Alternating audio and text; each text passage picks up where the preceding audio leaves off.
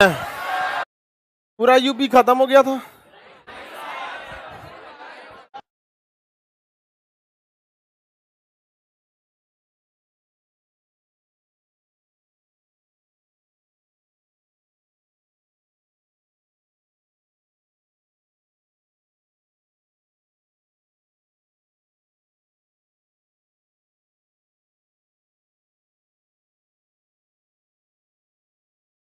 बोलिए भाऊ। हरित क्रांति शामली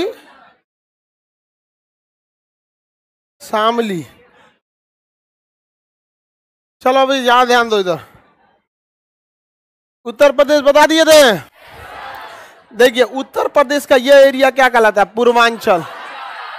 और इधर का एरिया पश्चिम प्रदेश कहलाता है। जो दिल्ली से सटा है वो पश्चिम पर, और जो बिहार से सटा है, जो मध्य प्रदेश से सटा है बुंदेलखंड, और जो ऊपर नेपाल से सटा है अवध, क्या कहलाता है? अवध। तो यूपी के कितने खंड देखे आपने? कितने खंड? किसी को कोई दिक्कत? ये जो बीच में बैठ रहा है सब लड़का, यहां से बैठना चालू करो। अब बैच ओवर होने के बाद तुरंत बीच का गली खाली रहना चाहिए। उसमें गर्ल्स निकलती हैं सब, और गधा से सैंडल उंडल खोल के ऐसा जाएगा सब 10 मिनट अपने में टाइम लगा देगा। जैसे क्लास छूटेगा खाली रहना चाहिए, ठीक है? और नहीं खाली रहा तो लड़की लोग कचर देना।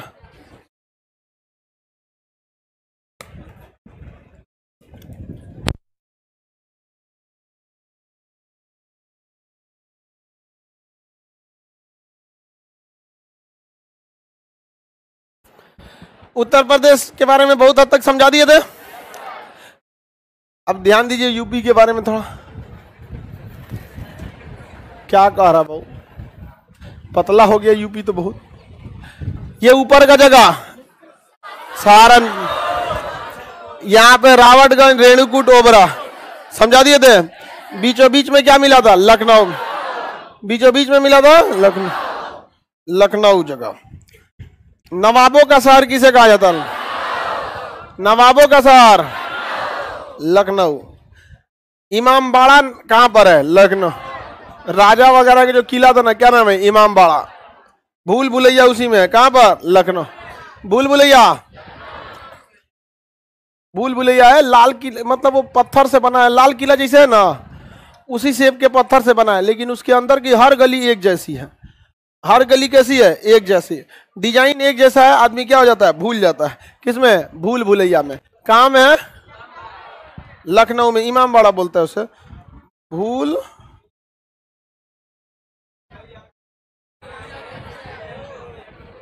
ये तो फिल्म आ गया जी। भूल भुलैया लखनऊ, ये है आपका लखनऊ का भूल भुलैया। ये बहुत बड़ा सा, ऐसा मत सोचिएगा यहाँ पे, इतना बड़ा सा ये भूल भुलैया इसमें। अब इसके अंदर का रास्ता सब एक ही जैसा, ऐसे हर थोड़ी देर के बाद दाहिने बाएं रास्ता है। इस वजह से लोग इसमें क्या हो जाते हैं? भूल जाते हैं। देखो इसमें अब यहाँ जाइला के बाद आदमी कंफ्यूज आ जाएगा, इन्ने घूमे कि इन्ने घूमे। समझ में आ गया कि नहीं आ गया? लखनऊ के नवाब कौन बनाया? लखनऊ के नवाब। इसमें सब रास्ता एक ही जैसा है। अंदर घुसने के बाद ना रास्ता कैसा लगता है? एक जैसा लगता है, जिस वजह से लोग इसमें क्या हो जाते हैं? भूल जाते हैं। हालांकि उसमें गाइड मिलते हैं सब भूल भुलैया घुमाने के लिए, वो गाइड काफी अच्छे से समझा देते हैं सब उसमें कौन सा चीज कैसे है। अब जैसे यही देख लीजिए, इसमें कंफ्यूज आ जाएगा आदमी कौन गली किधर जाएगा। और जो राजा रहता था उसको पूरा आइडिया रहता था भूल भुलैया के बारे में। राजा अपने बनवे भी किया था तो आइडिया नहीं रहेगा। ये भूल भुलैया क्या है? रास्ता। अगर गलत स्टेप लिए, देखिए यहां निकलेंगे ना तो फिर यहाँ 2 रास्ता होगा, अब फिर उसमें निकलेंगे तो फिर वहां से भी क्या होगा? इसमें से गए तो फिर वैसे ही हो जाएगा, कंफ्यूजन में रह जाएंगे। हाँ बहुत ज्यादा चौड़ा नहीं है, रास्ता की तरह रहता है ये, महल की तरह भूल भुलैया। और इसमें एक आगे जाकर एक ऐसा जगह आता है जिसमें दीवार से सटा के बोलिएगा तो दूर तक सुनाई देगा। बस ऐसे सटा के बोलिएगा ना दीवार से तो आवाज आपका एकदम दूर तक चला जाएगा। धीमा बोलिएगा ना सामने वाले को भले नहीं सुनाई दे, लेकिन उससे सट के क्या हो जाएगा? थोड़ा दूर तक चला जाता है। बहुत बढ़िया जगह है भूल भुलैया। लखनऊ जाइएगा कहीं एग्जाम देने तो आप लोग भूल भुलैया घूम के आइए।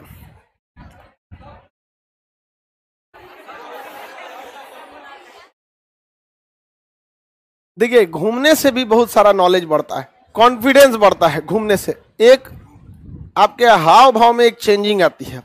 केवल गांव पे बैठ के खटिया पे घूमे हैं, टायर लगा के झूला झूले हैं, फिर तो दिक्कत हो जाता है। यहाँ पे बाहर निकलिए, समझ में आएगा। यहाँ पर थोड़ा ये सब भी क्या है, जानकारी जरूरी है। लेकिन लड़का लखनऊ एग्जाम देने जाएगा, उसका भाग आएगा। यहाँ पे जब जा रहे हो एग्जाम देने, एग्जाम खत्म हो गया तो कम से कम जो हिस्टोरिक प्लेस है उसको देख लीजिए, इससे आपको डबल फायदा। एग्जाम तुरंत भागिएगा, ट्रेन में जगह नहीं मिलेगा, कचा के चल आएंगे। समझ में आ गया कि नहीं आ गया?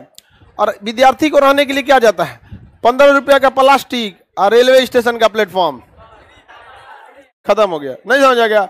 अब बाहर ठेला पे निकल के खा लेगा कहीं छोला भटूरा 30 रुपया में। समझ में आ गया कि नहीं आ गया? तो जाके आप क्या कर सकते हैं, देख सकते हैं। उस सब जगहों से भी क्या होते हैं, जानकारी मिलती है। बोलो, भूल भुलिया भुला जाएंगे तो आप टेंशन क्या लेता है, निकाल के बंद करेगा वो। वहां पे वहां गाइड बेचारा ही पहले ही डरा हुआ है, भुला जाएंगे तब। वहां गाइड मिलते हैं, 100-200 रुपया लेगा, सब कहेगा घुमा दीजिए, तो उसके पीछे घूम लीजिए। और नहीं तो अपने घूमते रहिए, कोनो ना कोनो गाइड अइबे करेगा, ओके पीछे लग जाइए। ये थोड़े कहेगा भागो मेरे पास से, आप कहेगा तुम भागो मेरे पास। कहा दूर से देखे कोने गली में गुजरे, हाँ, हम किस गली जा रहे हैं। हालांकि गाइड लोगों को भी वही रोजगार होता है। कुछ लोग उनसे मतलब थोड़ा सा वो आपको बहुत सारी जानकारियां दे देते हैं। आप गाइड के साथ घूमिएगा ना, आप घूम भी लीजिएगा, साथ में आप जानकारी भी इकट्ठा कर लेंगे कि उस भूल भुलैया का ये हिस्सा किस लिए यूज होता था, ऐसा हो जाता। लेकिन अक्सर लोग ना गाइड से बच जाते हैं। तो गाइड से अगर बच के घूमिएगा ना तो आप 200-250 रुपया तो बचा लेंगे, बट काफी नॉलेज गंवा देंगे। समझ में गया? तो विद्यार्थी जीवन में 200-250 बचा लेना अच्छी बात है, बट जब हो जाए पैसा लगे कि नहीं, तो गाइड काफी ज्यादा जानकारी देता है। ऐसे ताजमहल घूम के आ जाएंगे काने काम के लिए तो पता ही नहीं चलेगा, वहां बताएगा ना कि पूरी उसकी डिजाइन टेक्नोलॉजी सब कुछ समझा देगा।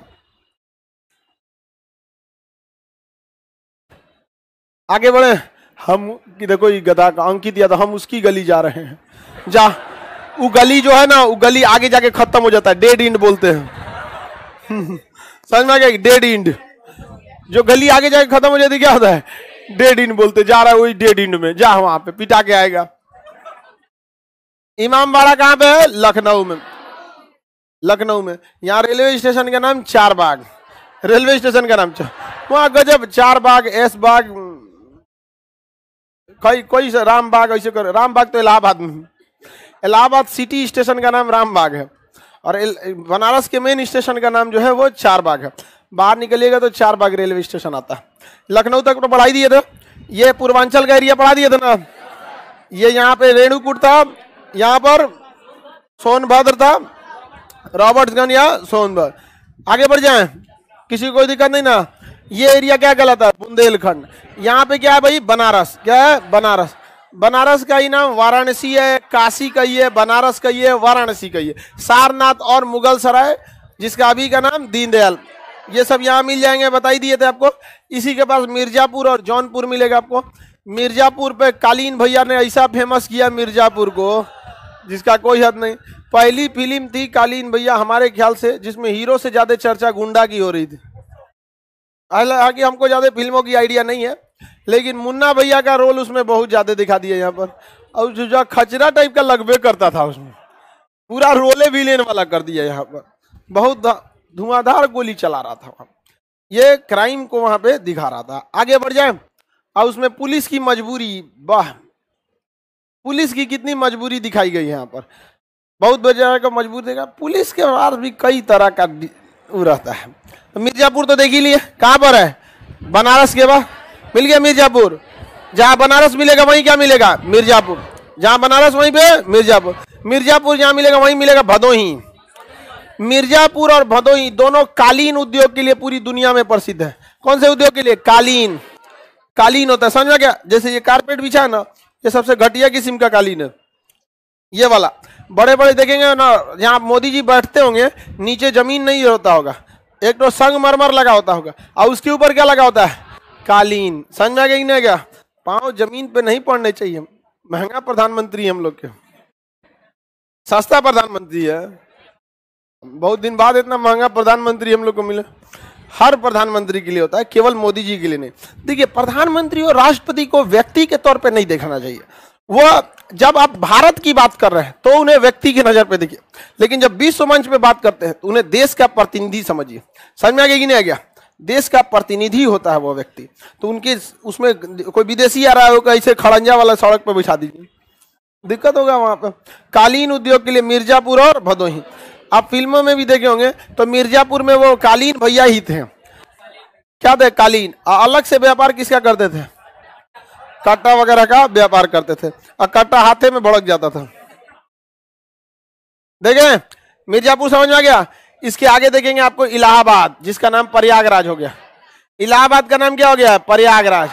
इलाहाबाद का नाम प्रयाग। जबकि आप ध्यान से देखेंगे ना, प्रयागराज आज भी वहां प्रयागराज था। इलाहाबाद में जब हम लोग वहां रहते थे तो एक राम बाग है, जो इलाहाबाद का मतलब इलाहाबाद सिटी स्टेशन है। इलाहाबाद जंक्शन खाली नहीं रहता तो स्टेशन ट्रेन को कहाँ रोक देता है? इलाहाबाद सिटी पर, जिसे राम बाग कहा जाता है। और एक इलाहाबाद जंक्शन आता है, और एक प्रयागराज। तो प्रयागराज भी स्टेशन है, वो फाफा मऊ साइड का एरिया कहलाता है। वहां पे जाएंगे तो एक जगह आता है, कोई इलाहाबाद का है जी, उस जगह प्रयागराज का। अब बीचवा में खड़ा का है ये बगलवा, गाय खड़ा हो बीचवा में, काला शर्ट तुम्ही को कह रहे हैं। एक साइड में खड़ा हो, जब बीचवा में खड़ा हुए हो, जैसे उधर खड़े हैं सब, बैठा है वो। कै फीट का है जी ये? बाप रे बाप, बैठा है ये। चलो अब ध्यान देते हैं। प्रयागराज मिल गया, किसी को कोई दिक्कत नहीं ना? इलाहाबाद, गंगा यमुना सरस्वती तीनों का संगम कहां पे? प्रयागराज। तीनों का संगम प्रयागराज। अभी वहां सरस्वती नदी नहीं है, गायब हो चुकी है, सूख चुकी है। कौन सी नदी? सरस। अभी मेनली कौन नदियां होती हैं? यहाँ पे एक बहुत प्रसिद्ध प्रयागराजी अमरूद फेमस है। कहाँ का? अरे प्रयागराज बोलो यार, इलाहाबाद अब का इलाहाबादी अमरूद का नाम अब क्या हो गया? प्रयागराजी अमरूद। तो यहाँ का प्रयागराजी अमरूद बहुत फेमस। अलग ही इलाहाबादी अमरूद होता है, बहुत बड़ा साइज का होता है। आप देखे होंगे, आपको कहीं आपके गांव शहर में भी बेचने आता होगा। कौन सा अमरूद? इलाहाबादी अमरूद। इलाहाबाद यूनिवर्सिटी बहुत फेमस है पढ़ाई के लिए। इलाहाबाद यूनिवर्सिटी क्या है? फेमस है। पढ़ाई भी वहाँ होती है मेन कैंपस में। किस कैंपस में? Main campus. उसकी सब्सिडरी कॉलेज में उतना फेमस नहीं है। कौन सा जगह? इलाहाबाद। संगम नगरी इलाहाबाद। भारत में पहली बार जब यूपीएससी की परीक्षा हुई थी 1922 में, तो कहाँ हुई थी?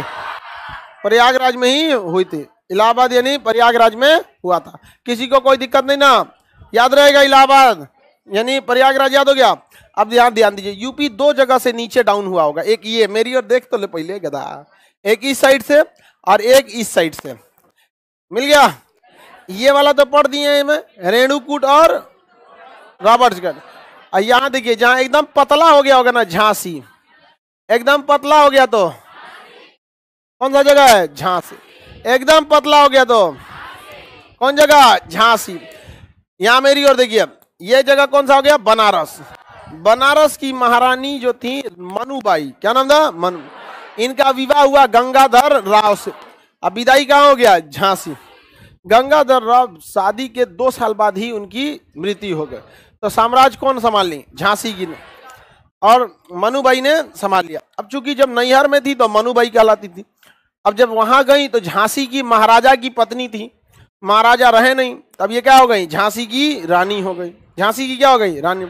अब इनके पति जो थे 2 साल शादी के भी क्या हो गए? देहांत हो गए। इनके अपने बाल बच्चे नहीं थे, इन्होंने दूसरी शादी भी नहीं किया। इन्होंने अपना एक छोटा बच्चा गोद लिया था। सोचो, लॉर्ड डलहौजिया कह रहा है कि छोटा गोद लिया हुआ लड़का को राजा नहीं बनाएंगे। तो झांसी की रानी कही, तो हमरे बाद इसका साम्राज्य का मालिक कौन रहेगा? कहा कि हम है ना। झांसी की रानी कही, तुम है ना, रुक तोरा बताते हैं। तब तक लॉर्ड डलहौजिया का ट्रांसफर हो गया। घेरा गया कौन? कैनिंग। कैनिंग कचरा गया। 1857 की क्रांति। सारा आग लगाया किसका था? डलहौजी। कचराया कौन? झांसी की रानी। समझ में आ गया कि नहीं आएगा? गोद लिए हुए लड़का को दत्तक पुत्र कहते हैं। कौन कहते हैं? दत्तक। दत्तक पुत्र के नाम से जाना जाता है। लॉर्ड डलहौजी ने क्या कर दिया था? रोक लगा। बाद में यहाँ कैप्टन ह्यूरोज आया था। कौन आया था? ह्यूरोज। हीरो से वहां झांसी की रानी लड़ती हुए शहीद हो गई थी। समझ में आ गया कि नहीं? जब उनको जख्म लग गए थे, कई सारे उन पे प्रहार हुए थे, तो झांसी की रानी की जो मृत शरीर था वो तो मतलब एक जलते हुए कुटिया में प्रवेश कर गई थी। मृत शरीर के पास कोई नहीं जा रहा था, अंग्रेज सब नहीं जा रहा था, सब कि क्या पता उठ जाएगी तो मारिए देगी। यहाँ झांसी की रानी ने बहुत साथ दिया था यहाँ पर, लेकिन जो यहाँ पर सिंधिया थे लोग, इन्होंने अंग्रेजों का साथ दे दिया। समझ में आ गया कि सिंधिया राजघराना ने किसका साथ दे दिया? अंग्रेजों का। और अभी आप बोलिएगा तो भैया वो लोग फिर कह देगा कि तुम ज्यादा इतिहास जानता है। अजब हाल है, सिंधियों ने ही क्या किया था? साथ दिया था। किसका साथ दिया था? अंग्रेज। वरना झांसी की रानी कभी भी मारी नहीं गई रहती, वहां पे बर्बाद कर दी थी झांसी की रानी। खूब लड़ी मर्दानी वो तो झांसी वाली रानी। कहाँ की रहने वाली थी? बनारस। हाँ, बनारस। किसी को कोई दिक्कत नहीं? आज भी तो सिंधिया राजघराना है ही है ना जी। ज्योतिरादित्य राय सिंधिया, मतलब वो हम लोग के उड्डयन मंत्रालय उन्हीं के पास है, उड्डयन विभाग वगैरह उन्हीं के पास है, सिंधिया फैमिली के पास। आगे बढ़ जाए तो इतिहास की घटना की वजह से वर्तमान में किसी को नहीं बोला जाता, लेकिन इतिहास भूला भी नहीं जाता। आगे बढ़े तो ये जगह कौन सा हो गया? झांसी। ये बोलिए प्रयागराज, यहां पर वाराणसी, ये रावटगंज और ओबरा वगैरह का एरिया हो जाएगा। ये जगह लखनऊ। आप जाइए लखनऊ, फटाफट जाएंगे लखनऊ। चले गए लखनऊ? लखनऊ हो गया। लखनऊ से पश्चिम दिशा में कानपुर, चमड़ा के लिए फेमस जगह कानपुर, दलहन अनुसंधान केंद्र कानपुर, IIT कानपुर में बहुत ज्यादा फेमस जगह है सब कानपुर। समझ में आ गया कि नहीं आ गया? कानपुर। आगे बढ़ जाएं, नहीं मिला कानपुर। औद्योगिक शहर कौन सा है? कानपुर। बहुत ज्यादा कारखाने कानपुर में, तो कारखाने भरे पड़े हुए। समझ में आ गया कि नहीं आएगा? इन्हीं कारखानों के मालिकों से पैसा वसूलता था विकास दुबे। समझ में आ गया कि नहीं? कानपुर के बिकरू गांव का था, लेकिन उसका दिन खराब था कि पुलिस वालों पे मार दिया। एक बार सोचिए जरा, पुलिस वाले अपने दिल पे हाथ रख के, जब तुम्हारा पे गोली चला तो तुम रातों रात इनकाउंटर कर दिया मध्य प्रदेश से घूम, और डेली जनता मरती है, तुम्हारा जमीर कहां सो गया रहता है? 8 गो पुलिस वाले लोग शहीद हुए, पूरी पावर दिखा दिया। और जब यहाँ डेली लोग मराते हैं, पुलिस पावर दिखाती है। अगर पुलिस, हकीकत कहा जाता है कि पुलिस चाह दे तो मंदिर से चप्पल ना चोरी हो पाएगा, लेकिन कुछ मजबूरी पुलिस की और कुछ लापरवाही भी पुलिस की। मजबूरी ये कि राजनीतिक कारण होते हैं, ज्यादा कूदेंगे नेतवा कह देगा सबकी सस्पेंड कर दीजिए, इसको सस्पेंड हो जाएंगे। क्योंकि सस्पेंड होने से कोई नियम कानून नहीं, कह देगा डिसिप्लिन ठीक नहीं था, सस्पेंड कर दिए। कई रीजन होते हैं उनमें। समझ में आ गया कि नहीं आ गया? सुबह गाड़ी पलट के इनकाउंटर कर दिए, जाओ। ऐसे दुर्दांतों का इनकाउंटर होना भी सही बात है भाई, कम खतरनाक था। पता ये पुलिस वालों को ढूंढ दिया, आम आदमी को कितना मारा रहता। आगे बढ़ जाए तो ये जगह कौन सा हो गया? कानपुर। औद्योगिक शहर कौन सा है? कानपुर। बहुत ज्यादा गंगा नदी के किनारे है और इतने उद्योग हैं, और वो उद्योग का कचरा कहां जाता है? गंगा नदी। और हमारी गवर्नमेंट गंगा नदी को साफ कर रही है। अजब हाल है भाई, आप कब तक ऊपर की शाखाएं काटते रहेंगे? जड़ काटिए, जड़। जितनी नदी फैक्ट्री हैं उनको स्पष्ट नॉर्म जारी कर दीजिए कि 1 साल के अंदर अंदर आप जो पानी गंगा नदी में छोड़ेंगे आपको उसे साफ करके छोड़ना पड़ेगा। वाटर ट्रीटमेंट प्लांट लगाइए, अपना पहले पानी वहां फेंकिए, उसके बाद वह पानी कहां जाएगा? गंगा में। गंगा गंदा कहां है जो उसको साफ करने की जरूरत है? गंगा को गंदा करने से रोकने की जरूरत है, ना कि गंगा को साफ करने की जरूरत है। गंगा साफ करने के लिए सोचिएगा और गंगा की गंदगी नहीं रोकिएगा तो कभी साफ नहीं हो पाएगा। बताइए 2500 किलोमीटर नदी जा रही है, कहां कहां से साफ कीजिएगा जी? गंदगी को क्या करना पड़ेगा? रोकना पड़ेगा। अब जैसे हमारे यहाँ छठ वगैरह होता है, तो इस बार देखिए तो बड़ा व्यवस्था बढ़िया था, फूल वगैरह जो कुछ थे सब वो अलग डस्टबिन में डालना था। खैर फूल वगैरह तो सड़ के खत्म हो जाता है, लेकिन जो प्लास्टिक होता है ये सब होता है वो ये उसको अलग डस्टबिन में डालना था। तो जागरूकता तो आई है, उसको गंदा करने से रोकना है। अब पता चला कोनो कुछ लिया या गंगा में फेंक दिया, ये गड़बड़ बात है वहां पर। तो गंगा को साफ करने की नहीं, गंगा को गंदा होने से रोकने की जरूरत है। महज 1 महीना गंगा को गंदा होने से रोक के देखिए, गंगा 1 महीना में स्वतः साफ हो जाएगी। लॉकडाउन में साफ हो गया था, तो अभी भी सरकार को क्या साफ करना है? गंगा साफ करना है। हाँ भाई वाह, बताइए कभी साफ होगा? अब जैसे आप लोग विद्यार्थी को पढ़ने से कोई रोकना है, जब तक हम रहेंगे आप लोग यहाँ क्लास आना छोड़ेंगे? अब अगर कोई कहे कि ना विद्यार्थी को खान सर के यहाँ नहीं पहुंचने देंगे, अरे यार खान सर को ले जाओ यहाँ से, ऑटोमेटिक विद्यार्थी बंद हो जाएगा, नहीं समझ आ गया? तो उसी तरह से आप पहले गंदगी होने से रोकिए। हर फैक्ट्री को कहिए कि आप क्या करिए, वाटर ट्रीटमेंट प्लांट लगे। हमारे यहाँ के नेता बाहर के नेताओं से सीखबे नहीं करता है। आखिर जर्मनी की सबसे ज्यादा नाव चलने वाली नदी जिसमें कोयला ढोआ जाता है, राइन नदी, इतना साफ कैसे है? राइन नदी में नीचे सिक्का फेंक दीजिएगा ना, नदिया में एक का सिक्का, तो ऊपर से दिख जाता है। और यहाँ गंगा नदी में एगो 4 साल पहले स्कॉर्पियो गिर गई थी, आज तक नहीं मिली।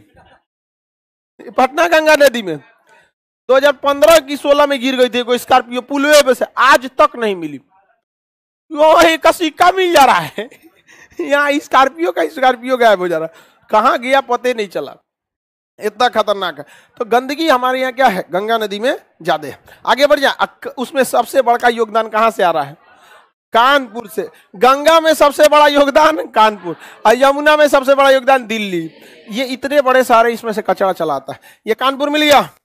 कानपुर से इधर देखेंगे फिरोजाबाद, कौन जगह है? फिरोजाबाद मिल गया। फिरोजाबाद कानपुर के बगल में, फिरोजाबाद कौन जगह है? फिरोजाबाद मिल गया। फिरोजाबाद सुहाग नगरी किसे कहते हैं? फिरोजाबाद। क्योंकि देखिए सुहागन महिला का भारतीय संस्कृति में पहचान है कि चूड़ी हो। अगर किसी देखते होंगे फिल्मों में, किसी का पति अगर नहीं रह गया तो उसे चूड़ी भड़वा दिया जाता। तो चूड़ी के लिए कौन सा जगह फेमस है? हाँ, फिरोजाबाद चूड़ी के लिए। देखिए जितना फौज शहर है फिरोज शाह तुगलक ने बसाया था, फिर 300 से ज्यादा शहरों को बसाया था। फिरोजाबाद, फैजाबाद, फरुखाबाद, ये सब किसने बसाया था? मोहम्मद बिन तुगलक के, नहीं, फिरोज शाह तुगलक के समय बसाया गया। फिरोजाबाद मिल गया। किसी को दिक्कत है फिरोजाबाद में? चूड़ी उद्योग। फिरोजाबाद के बगल में आगरा मिल गया। आगरा फिरोजाबाद के बगल में आगरा। ताजमहल। पेठा कहाँ का फेमस है? मुरब्बा यानी पेठा कहाँ का फेमस है? आगरा। पागल खाना सबसे बड़ा आगरा, सबसे बड़ा पागल खाना आगरा। वैसे भी देखिए आप संयोग देखिए, ताजमहल में भी वैसे ही लोग जाते हैं और उन्हीं लोग के लिए बगल में क्या बना। बात समझो, जितना लड़का दीवाना हो गया है सब ना, वो ताजमहल देखने चल जाता है। आप जाइए अपना लाइफ सेटल करके फैमिली के साथ जाइए वहां पे, लेकिन ताजमहल में सब अपने आप को क्या सोचने लगता है कि हमको मुमताज मिल जाए। हमको क्या मिल जाए? मुमताज। मुमताज जरूर मिल जाएगी, बशर्ते आप शाहजहां होने चाहिए। समझ में आ गया कि नहीं आ गया? अब बेरोजगार हैं, खोजेंगे मुमताज, मिलेगी भला? कभी नहीं मिलेगी। भाई लड़की का भी तो अपना सपना होता है, मेरे सपनों का वो राजकुमार, और तुम लोग रहेगा मजदूर और खोज रही है राजकुमार। नहीं समझ में आया? तो आपको भी क्या करना पड़ेगा? शाहजहां बनना पड़ेगा, तब मुमताज मिलेगी, नहीं तो कोई ना कोई शाहजहां बनिए रहा होगा। आप नहीं पढ़ेंगे तो कोई ना कोई पढ़िए रहा होगा। समझ में आ गया कि नहीं? आप टुकुर टुकुर देखते रहिएगा, अब बारात आएगा, बारात में आप कुर्सी सही करिएगा। समझ में आ गया कि नहीं? पतल चलाएगा बारात में, हाँ पतल चलाएगा, लड़का कुर्सी सही कीजिएगा, वो आपके सामने से चल जाएगी। समझ में आ गया कि नहीं आ गया? इसलिए आपको पढ़ाई करना जरूरी है और कम समय में रिजल्ट होना जरूरी है। समझ में आ गया कि नहीं आ गया? किसी को दिक्कत? दोनों मिल के पढ़ा कर, काजने कौन सी बतियाता है सब लड़का लड़की सब, 2 घंटा बतियाएगा। फाउंडेशन बेस से ज्यादा बतियाता है सब, सिलेबस से खत्म नहीं होता है। कौन सी बतियाता है सर? 1 घंटा बताओ। हाँ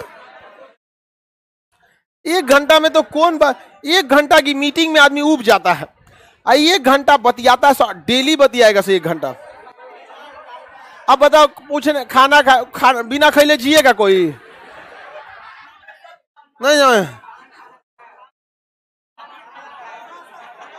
खाना नहीं था ना।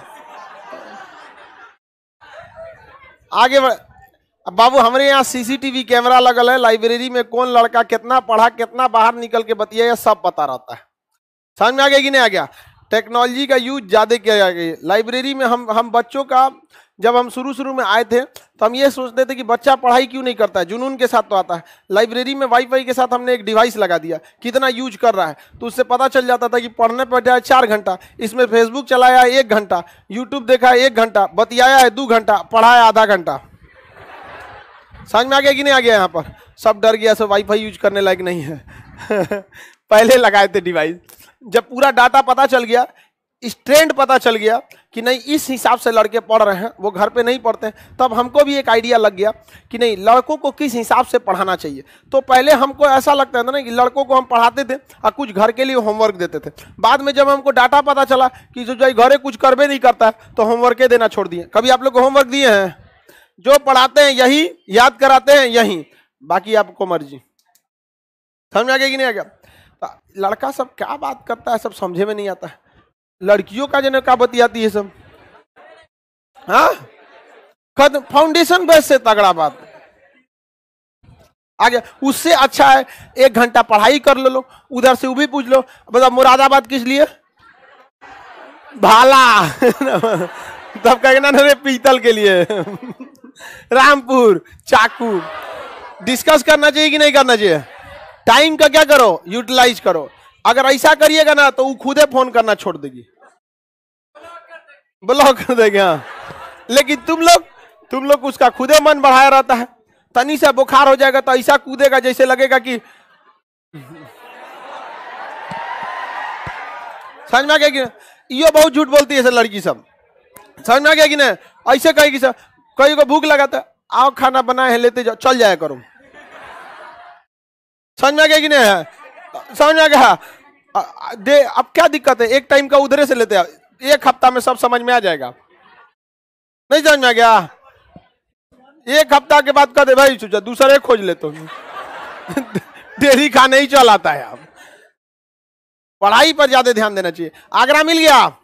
बताइए पागल खाना, पागल खाना किसी को कोई दिक्कत नहीं ना? आगे बढ़ जाए। ये गधा कर है मेरी वाले का शादी 11 तारीख को।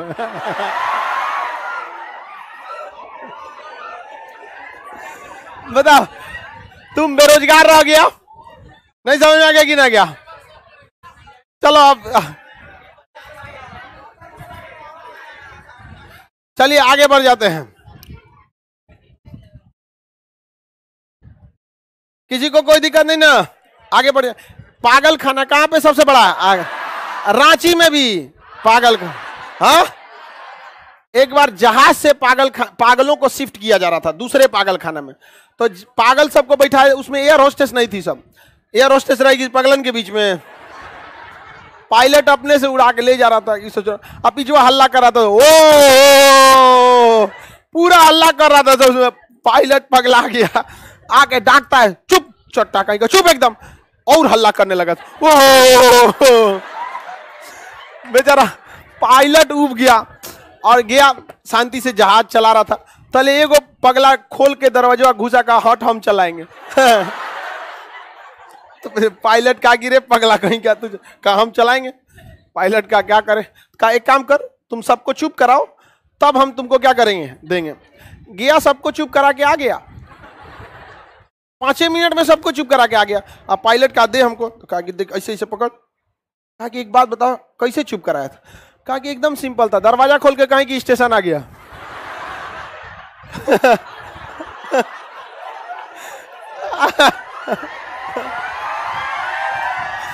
सोचा उड़ते जहाज में दरवाजा खोल के कदम उड़ो, सब पगलन को उतार दिया था।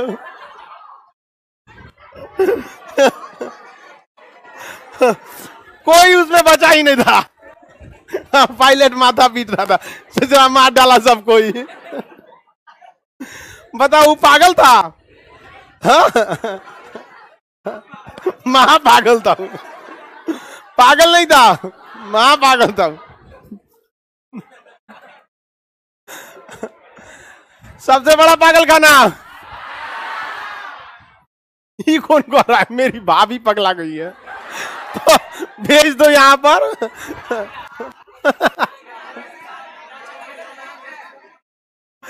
आगे देखो, देखो 2 जगह, आप अपना करीब देख लो कहां पर है, रांची करीब, आगरा वाला जाते करीब। आगे देखते हैं हम लोग। किसी को कोई दिक्कत? पागल का डेफिनेशन क्या होता है? चलो देखो बैच में बहुत ज्यादा है सब पगला सब। चलिए ये आगरा समझ में आ गया कि नहीं आ गया? एक तो काला ताजमहल भी बनने वाला था, उससे पहले ही शाहजहां को जेल में पकड़ के क्या कर दिया औरंगजेब ने। सफेद ताजमहल मुमताज के लिए और काला ताजमहल शाहजहां के लिए। कैसा लगता काला? बहुत सुंदर लगता, ग्रेनाइट का बना रहा था। किचन में देखिएगा ना कुछ काला रंग का स्लैब लगा रहा था, सुंदर लगता है कि नहीं? तो शाहजहां के लिए काला ताज और मुमताज के लिए सफेद ताजमहल। समझ में आ गया कि नहीं आ गया? किसी को कोई दिक्कत नहीं है? आगे बढ़ जाए। बहुत सारे सैलानी पर्यटक क्या करते हैं, आते हैं घूमने आते हैं ताजमहल को। ऐसे मॉन्यूमेंट ऐसे रहना भी जरूरी है। जैसे राजस्थान में किला बहुत अच्छा है, कुतुब मीनार, लाल किला, ये सब हवा महल, ये सब चीजें रहना जरूरी है। जैसे बिहार में ही देखिएगा राजगीर में शांति स्तूप, इस सब के वजह से टूरिस्ट भी क्या होते हैं, आते हैं। आगे बढ़ जाए। यहाँ पर आगरा मिल गया, किसी को दिक्कत है आगरा में? बताइए। ताला पर आगरा समझ में आ गया? ताला आगरा के ऊपर देखेंगे अलीगढ़, नहीं मिला? आगरा के ऊपर, आगरा के ऊपर नहीं मिला अलीगढ़। अलीगढ़ मुस्लिम यूनिवर्सिटी कहाँ है? अलीगढ़ AMU बोलते हैं, अलीगढ़ मुस्लिम यूनिवर्सिटी। कोई किसी को दिक्कत? सर सैयद अहमद खान अलीगढ़ मुस्लिम यूनिवर्सिटी के संस्थापक, और इधर में मदन मोहन मालवीय किसके? BHU के संस्थापक। समझ में आ गया? ये दोनों बहुत बड़े क्रांतिकारी थे, इन्हें पता था कि लोगों को क्या कीजिए, शिक्षित कीजिए। आगे बढ़ जाए। अलीगढ़ में ताला बहुत ज्यादा उद्योग है। ताला उद्योग का है?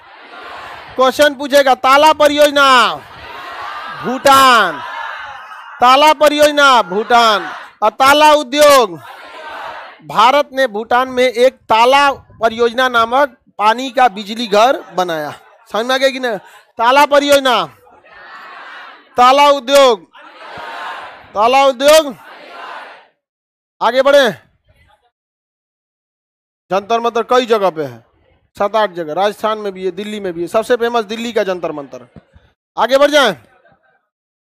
किसी को दिक्कत? आगरा मिल गया, अलीगढ़ मिल गया, अलीगढ़ के पास मथुरा, देखिए अलीगढ़ मिला, उसी के पास देखिए मथुरा मिला। मिला अलीगढ़ के पहला अक्षर के नीचे कौन जगह है? मथुरा। कृष्ण भगवान कहाँ के? मथुरा। कृष्ण भगवान मथुरा, वहां वृंदावन मिलेगा। देखिए वृंदावन का कृष्ण कन्हैया, सबकी आंखों का तारा। कहाँ के थे वो? वृंदावन। लेकिन फिर राजा बनने कहाँ गए थे? द्वार। कहाँ पे? द्वार। मथुरा में कौन सा जगह मिल गया? वृंदावन। मथुरा में, मथुरा दो चीज के लिए फेमस है। अब किसी एग्जाम में ये थोड़ी पूछेगा कृष्ण भगवान के लिए फेमस है। मथुरा में तेल शोधन कारखाना है, रिफाइनरी है। क्या है? रिफाइन। जमीन के नीचे से, समुद्र के नीचे से जो कच्चा तेल निकलता है वो गाढ़ा माढ़ की तरह होता है। चावल से पहले माढ़ निकलता था, अभी के चावल से माढ़ नहीं निकलता। पहले चावल बनता था पतीली में, और उससे क्या निकलता है? माढ़। अब माढ़ को चावल में डाल के आदमी खा लेता था, माढ़ भात। आजकल माढ़ नहीं निकलता है। आज कोई बनाता? कुकर में नहीं निकलता है। हाँ तो अभी भी निकलता होगा। हम लोग तो बचपन में स्कूल में ले जाते थे टिफिन में। हाँ, और CBSE वाला मजाक उड़ाता था, क्या है ये? और अपने ले आता था पराठा और जैम। अब अपना चेरी ले आएगा, ब्रेड और चेरी ऐसे यहाँ पे अजब टाइप का था। वो सब खाने का चीज है जी, ब्रेड और रेडी सब हवा में रह जाएगा आदमी। आप बढ़िया एक थरिया माड़ भात चोखा खा लीजिए, एकदम दिन भर के लिए सही रही है। आगे बढ़ जाए तो कच्चा जो पेट्रोल होता है वो कैसा दिखता है? माड़ की तरह। उसको छानेंगे तो क्या निकलेगा? डीजल, पेट्रोल, केरोसिन, अलग अलग निकलेगा। और उसके बाद जो बच जाएगा कचरा, उससे बनेगा वैसलीन, उससे बनेगा सन्स बुलेट प्रूफ मॉइस्चराइजर क्रीम। समझ में आ गया कि नहीं? देखिएगा महिला सब इसे लगा लेती है सब यहाँ। अब पुरुष बिना लगैले घूमता है, चितकबरा होके आ जाता है। देखिए ठंडी के दिन में ऐसे ही घूमेगा छत पे, चितकबरा हो जाएगा। अब महिला सब क्या करती है? सब कुछ बुलेट प्रूफ टाइप का लेमिनेशन लगा देती है। हाँ, वो होता है, इसे बुलेट प्रूफ का काम करता है। आगे बढ़ जाए। मथुरा मिल गया? कहाँ है मथुरा? मथुरा मिला? सबको मिल गया मथुरा? मथुरा के नीचे फतेहपुर सीकरी। अकबर ने राजधानी किसे बनाया था? अकबर ने राजधानी बनाया फतेह, लेकिन फतेहपुर सीकरी के पास रेगिस्तान होने के वजह से पानी की किल्लत हो गई। समझ में आ गया कि नहीं आ गया? तो वापस राजधानी कहाँ गई? दिल्ली। आगरा गई। आगरा गई। शाहजहां के समय राजधानी कहाँ गई थी? दिल्ली। शाहजहां के समय दिल्ली, बाकी के समय आगरा। किसी को कोई दिक्कत नहीं है? आगरा, आगरा में शाहजहां ने क्या किया था? ताजमहल बनवाया, बहुत बड़का बड़का। मिल गया फतेहपुर सीकरी। किसी को दिक्कत? वापस जाइए आप लोग। मथुरा आ गए। मथुरा, अलीगढ़। अलीगढ़ के ऊपर देखेंगे गाजियाबाद।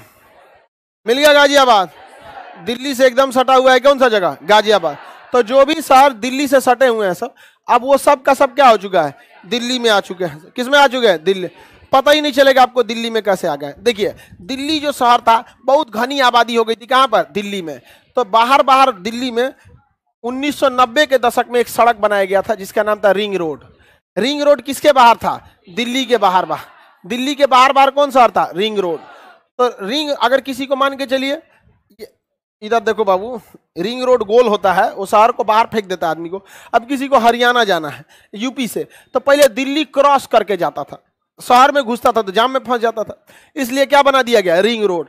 आओ रिंग रोड पे गोली आओ, इधर से निकल जाओ, शहर में घुसने की जरूरत नहीं। लेकिन दिल्ली धीरे धीरे धीरे धीरे इतना बड़ा हो गया कि रिंग रोड दिल्ली के बीच में चला आया। अब भयानक जाम लग जाता था किसी गाड़ी को। मोदी जी आए, कहें कि रिंग रोड पुराना हो गया, बड़का रिंग रोड बनाएंगे, पेरीफेरल बना दिया। इधर बना दिया पश्चिमी पेरीफेरल, वेस्टर्न पेरीफेरल। इस साल बना, इधर बना दिया ईस्टर्न पेरीफेरल।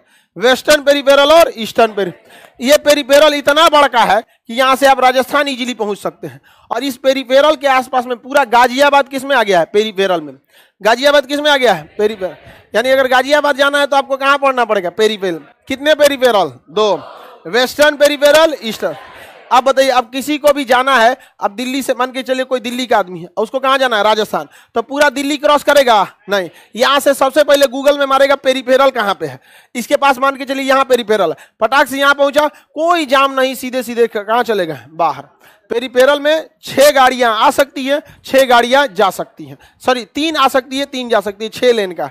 और पेरीफेरल में कोई दिक्कत ही नहीं है। पेरीफेरल चारों ओर से बंद है, ना साइड में दुकान है ना कुछ है, बस निकलने का जगह है। जब साइड उनमें दुकान उकान हो जाता है ना, तब जाम उम लगने लगता है। कोनो घुस जाएगा, कोनो सड़क पार करेगा, वो पार करेंगे तो पार हो जाएंगे। घुसने का जगह ही नहीं, एक बार घुस गए तो बस जगह जगह पे कट दिया हुआ है, बस वहीं पे क्या कर सकते हैं? निकल सकते हैं। और उसके बाद क्या कर देगा? बंद कर देगा। तो टोटल क्या क्या कहला? पेरीफेरल। अब जिस हिसाब से दिल्ली बढ़ रहा है ना, आप लोग के जब बाल बच्चे पढ़ने आएंगे तो उनको हम ये बताएंगे कि देखो बाबू, तुम लोग के पापा को और तुम लोग के मम्मी को हम ये पढ़ाए थे कि यहां पर पेरीफेरल है, लेकिन तुम लोग को पढ़ा रहे हैं कि ये है आउटर पेरीफेरल है। क्या हो जाएगा? Outer peripheral. तो ये हो जाएगा आउटर पेरीफेरल, उत्तराखंड टच कर जाएगा। यहाँ पर इतना तेजी से जनसंख्या बढ़ रहा है दिल्ली में जिसका कोई हद नहीं, जिसके कई रीजन है। दिल्ली में आपको हर चीजें, दिल्ली और उसके आसपास जो एनसीआर का एरिया, हर चीजें फ्रेश मिलेगी। आप घर बैठे बैठे दिल्ली में फ्लैट खरीद सकते हैं, कोई दिक्कत नहीं होगा। जमीन खरीद सकते हैं, कोई दिक्कत नहीं होगा। रेरा अप्रूव है, गवर्नमेंट उसकी गारंटी लेती। यहाँ 10 बार जमीन देखिएगा, जमीन लिखैला के बाद पता चलेगा जो बेचा उसका है ये नहीं। खत्म। एक के जमीन या 3 बार बेच देगा। तो लोग दिल्ली में आंख बंद करके क्या करते हैं? भरोसा करते हैं। दिल्ली, नोएडा, एनसीआर का जितना एरिया है तो काफी फ्रेश है। वहां आप करोड़ों रुपया कमाइए, किसी से मतलब ही नहीं है आपको। करोड़ वालों को तो वहां गिनती ही नहीं होता है, करोड़ रुपया है इसके बाद। यहाँ एगो नया स्कूटर खरीद लीजिए तो कहेगा देख रहे हैं कितना कमा रहा है, छाप तो पैसा पूरा छाप। वहां कोई दिक्कत नहीं है किसी को, अपना आराम से लाइफ जीजिए, किसी से कोई मतलब नहीं है। ना पुलिस, ना ही आपको गुंडाई ज्यादा मिलेगी। वहां ज्यादा गुंडाई करिएगा पुलिस आ जाएगी। यहाँ पर महिलाओं का भी सशक्तिकरण है वहां पर। अब कुछ घटनाएं हो जाती हैं, इस आधार पर आप पूरे राज्य या पूरी जगह को बदनाम नहीं कर सकते हैं। एक आध घटनाएं दिल्ली में हो गई, उसके बाद काफी चीजें सुधरी। पूरी दिल्ली सीसीटीवी कैमरे में, पूरा का पूरा सीसीटीवी कैमरे में। अब किसी का लुंगी चोरी होता है तो वो भी कैमरा में आ जाता है, देख लेता है कि हुए पहन ले, उतार दे सूचक। समझ में आ गया कि नहीं आ गया? अब बता, एक महिला थी दिल्ली में, वो बता रही थी सीसीटीवी कैमरा से बहुत फायदा है, हमरा हमेशा कपड़े गायब हो जाता था। अब बताइए, होता है ना कि देखिए महिला सब में अजीब अजीब टाइप का झगड़ा होता है, आके ओका उस साड़ी पहलाएगी, कोनो आके कोई चीज देगी, खराब नहीं हो जाएगा। अब महिलाओं का कपड़ा काफी महंगा आता है। अब बताइए 5,000 का साड़ी है, कोनो पड़ोस में आई कचाक से काट दी, पता नहीं कहा ये सब ऐसा आप लोग सुने कि नहीं होता, ऐसा ऐसा चीज हो जाता है, समझ में आ गया कि नहीं। तो वो सीसीटीवी के वजह से काफी चीजें क्या हो गई हैं, सही हो गई हैं, काफी चीजें क्या हो चुकी हैं, आराम हो चुका है। तो इस वजह से आने वाले आपके बाल बच्चों को हम कौन सा रोड बढ़ाएंगे, कौन बढ़ाएंगे, आउटर। अब बताइए, आप सीसीटीवी कैमरा लगने से आसान है कि नहीं है, बहुत आसान है। वो महिला सबका क्या क्या बवाल रहता है बताओ। अब पुरुष सबको देखो, ये तो खाली बाइक चोरी दिल्ली में बड़ी खतरनाक करता है, दिल्ली या बड़े शहरों में लॉक कर रहे, ये तोड़ के लेके भाग जाता है सब, बड़ा ही सब गड़बड़ हो गया। तो आपको पेरीफेरल समझ में आ गया कि नहीं आ गया, बताइए मोदी जी ने पेरीफेरल बना के सही किया कि नहीं किया, आप बताओ मित्रों, सही किया कि नहीं किया, बिल्कुल सही किया, पेरीफेरल बना ले, बोलिए। एनसीआर में बाबू बहुत ज्यादा बढ़ते जा रहा है, तो एनसीआर अभी आप बताइएगा तो पता चला कल दुगो और जिला जोड़ देगा वहां पर। हालांकि इस साइड में देखेंगे तो ये बागपत के एरिया से यहाँ पे बागपत हो जाएगा, गाजियाबाद हो जाएगा, अलीगढ़ के आसपास का एरिया हो जाएगा, राजस्थान का कुछ एरिया हो जाएगा, ये बहुत बड़ा एरिया हो गया अभी के समय में एनसीआर, और वो बढ़ते जा रहा है, जरूरत के हिसाब से क्या किया जा रहा है, बढ़ाते जा रहा है। जैसे नोएडा था उसका सेक्टर बढ़ गया, ग्रेटर नोएडा हो गया, काफी ज्यादा क्या हो गया, इंक्रीजमेंट हो गई। तो इधर का एरिया समझ में आ गया। गाजियाबाद के ऊपर देखेंगे मोदी नगर, गाजियाबाद के ऊपर मोदी नगर, गाजियाबाद और मोदी नगर में फैक्ट्री का लाइन लगा हुआ है, बहुत ज्यादा फैक्ट्री है, सब जाएंगे ना गाजियाबाद से स्टार्ट करके मोदी नगर तक केवल और केवल क्या है, फैक्ट्री भरा हुआ है, बहुत ज्यादा क्या भरा हुआ, फैक्ट्री भरा हुआ। किसी को कोई दिक्कत है, मोदी नगर नाम है, मोदी जी से, मोदी तो टाइटल ना होता है। अब सारा मोदी को प्रधानमंत्री है समझेंगे क्या आप, नीरव मोदी भी है, ललित मोदी भी है, सारा मोदी प्रधानमंत्री थोड़ी है भाई। हाँ, बिहार में उप मुख्यमंत्री थे सुशील मोदी, अभी कहां चले गए हैं, राज्यसभा। देखिए ध्यान से,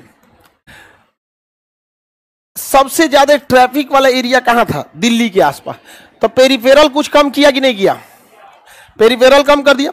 अब मुंबई के जवाहरलाल नेहरू पोर्ट से एक रेलवे लाइन ले जाई जा रही है, कहां पर, दिल्ली तक। अब ये दिल्ली में नहीं टच करेगा, कहां टच करेगा पता है, गाजियाबाद के पास, गाजियाबाद के पास जगह है टुंडला एंड सॉरी कौन सा जगह है वहां पर, दादरी, गाजियाबाद में एक जगह है दादरी, तो वहीं पे ले जाके क्या कर देगा, टच कर देगा यहाँ पे। अब इस ये जो ट्रैक बनाया जा रहा है इसमें केवल मालगाड़ी चलेगी, इसलिए इसे डेडिकेटेड फ्रेट कॉरिडोर कह रहे हैं, डीएफसी। क्या कह रहे हैं, डेडिकेटेड फ्रेट।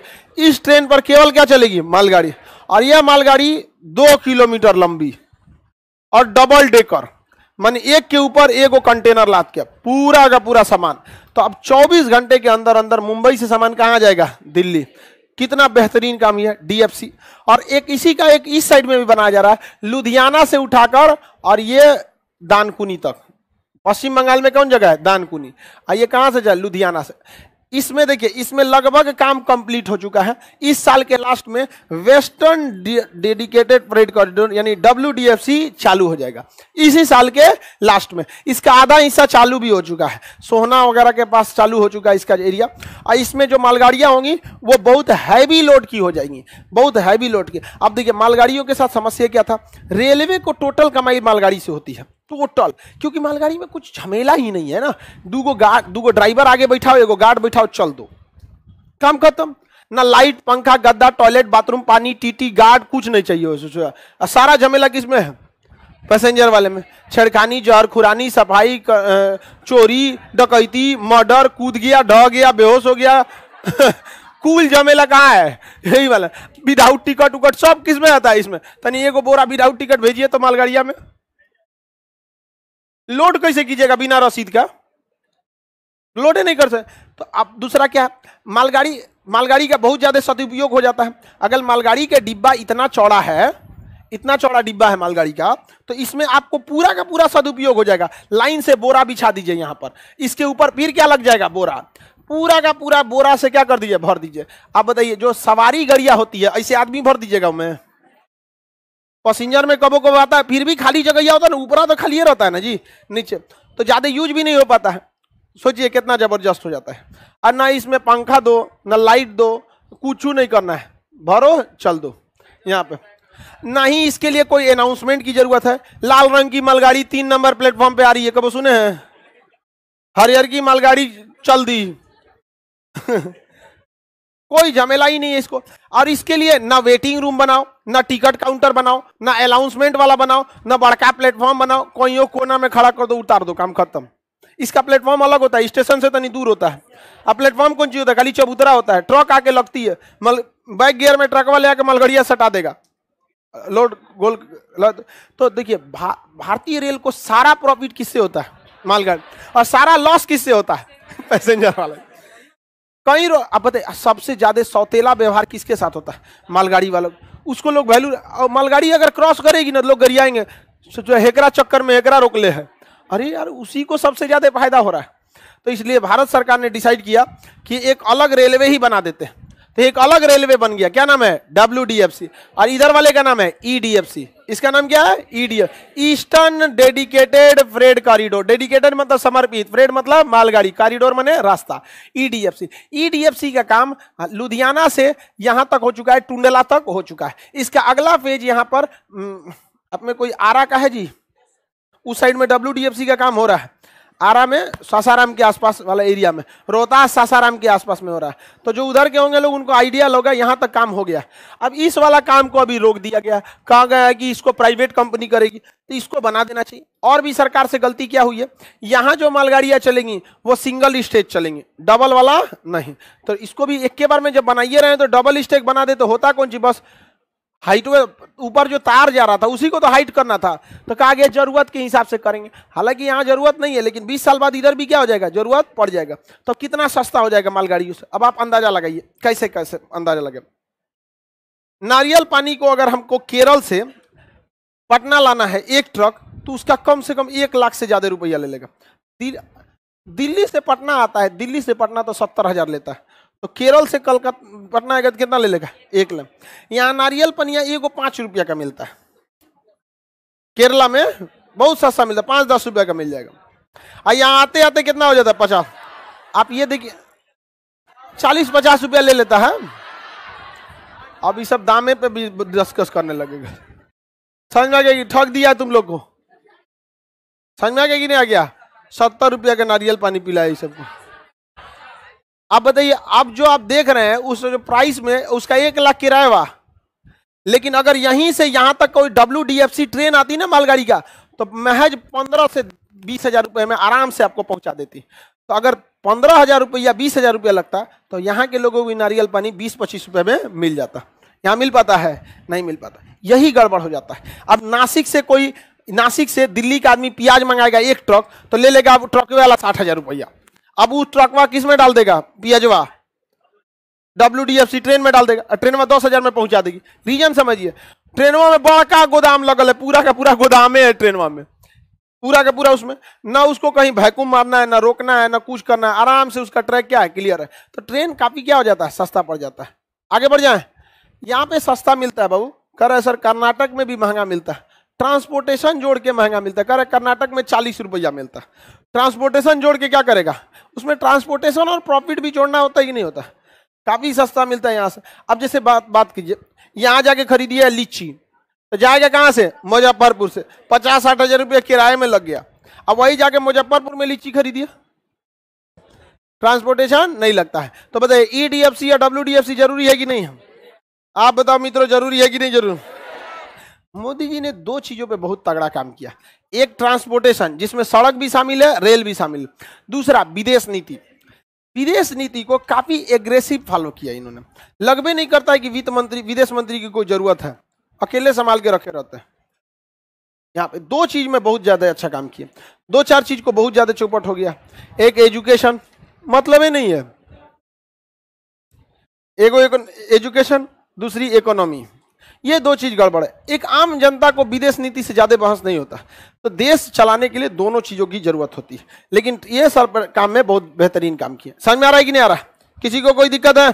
उत्तर प्रदेश समझ में आ गया? दोनों जरूरी है सर। ईडीएफसी डब्ल्यू ईडीएफसी 2025 तक चालू हो जाएगा, 2025 नहीं 24 तक में चालू हो जाएगा, 1 से 1.5 साल लगेंगे इसमें, और ये वाला इसी साल चालू हो जाएगा डब्ल्यूडीएफसी इसी साल। और इसी के बगल में नितिन गडकरी साहब जो है ना अपना एगो हाईवे बना दिए, दिल्ली मुंबई एक्सप्रेसवे। इस दिल्ली मुंबई एक्सप्रेसवे का जो एक्सप्रेसवे है ये इंटरनेशनल मानक पर खरा उतरा है। जैसी सड़क दुबई में देखे हैं, जैसा अमेरिका में देखे हैं, वैसा ही सड़क ये भारत में है। ये जुलाई के महीने में खुलकर, जुलाई अगस्त तक खुलकर तैयार हो जाएगा। इस पर स्पीड सरकार खुद ही बोलती है 120 चला लो, खुद सरकार क्या कहती है 120 चला लो। अब बिहार में देखिएगा लिखा रहेगा ट्रक के अगवा 40, और यहां कितने पे 120, कितना गुना 3 गुना। सड़कें उस जगह के विकास को बताती हैं, 3 गुना आगे ये जाएगा, हम लोग प्रतिदिन 3 गुना पीछे जाएंगे, ये हाल हो जाता है। बिहार में 40 का स्पीड बहुत ज्यादा बोल दिए हैं आपको 40 के स्पीड का मतलब होता है 1 घंटा में 40 किलोमीटर चल जाएंगे बिहार में। 1 घंटा में नहीं जा पाएंगे 40 किलोमीटर, 2 घंटा लग जाएगा 40 किलोमीटर जाने में। यानी एवरेज स्पीड कितना होता है 20 से 25, इसलिए कोई नहीं आना चाहता यहाँ पे। ईडीएफसी डब्ल्यूबीएससी सब समझ में आ गया। नेक्स्ट क्लास कल समझेंगे हम लोग, गर्ल्स लोग निकलेगी।